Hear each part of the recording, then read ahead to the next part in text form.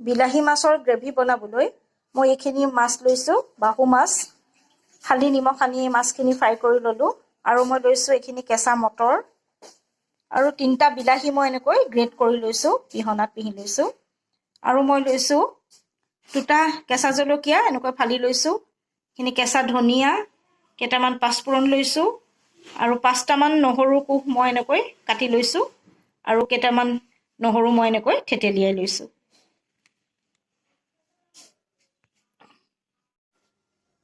কেৰাহী গৰম হৈ গ'ল আৰু এতিয়া মই মোৰ নিজৰ আন্দাজ মতে কেৰাহীখনত অলপমান মিঠাতেল দিলোঁ।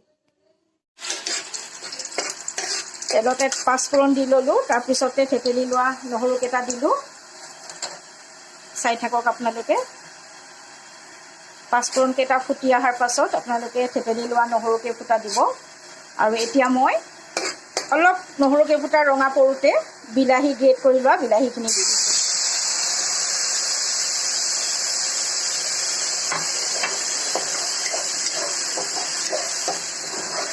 আৰু এই বিলাহীখিনিৰ ওপৰতে মই হালধি আৰু নিমখ নিজৰ আন্দাজ অনুযায়ী দিম।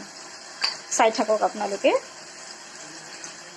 এয়া নিমখ দিলোঁ, এতিয়া হালধি দিম।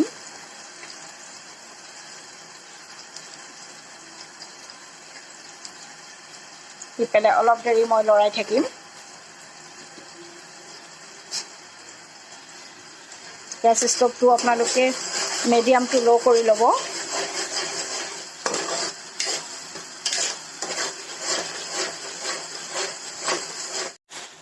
আৰু এতিয়া মই এইখিনিতে অলপমান ৰেড চিলি পাউডাৰ দি লৰাই থাকিম।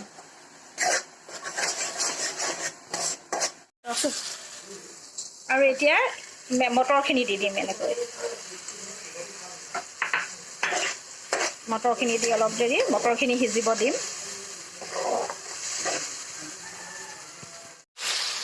মটৰখিনি প্ৰায় আধা সিজা হৈ গ'ল আৰু ইয়াতে মই এতিয়া বটি লোৱা নহৰুখিনি দি অলপ দেৰি তেলটো ফুটিবলৈ দিম। তেলটো ফুটি আহিলে আৰু এতিয়া মই ইয়াতে অলপমান গৰম পানী দিম। দি পেলাই ঢাকনখন লগাই অলপ দেৰি ৰাখি থ'ম। মটৰ সিজি আহিলে এতিয়া ইয়াতে ফ্ৰাই কৰা মাছখিনি দি দিম।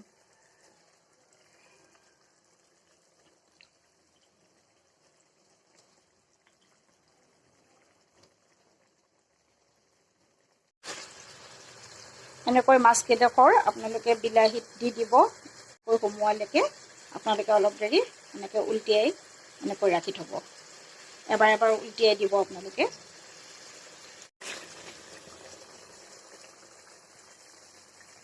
বিলাহী মাছৰ গ্ৰেভি হৈ আহিছে।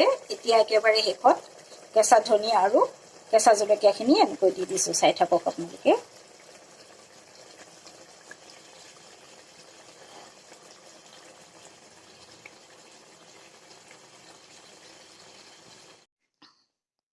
মাছৰ গ্ৰেভি ৰেডি হৈ গ'ল। খাবলৈ অতি সুন্দৰ হয়। আপোনালোকে বনাবলৈ ট্ৰাই কৰিব।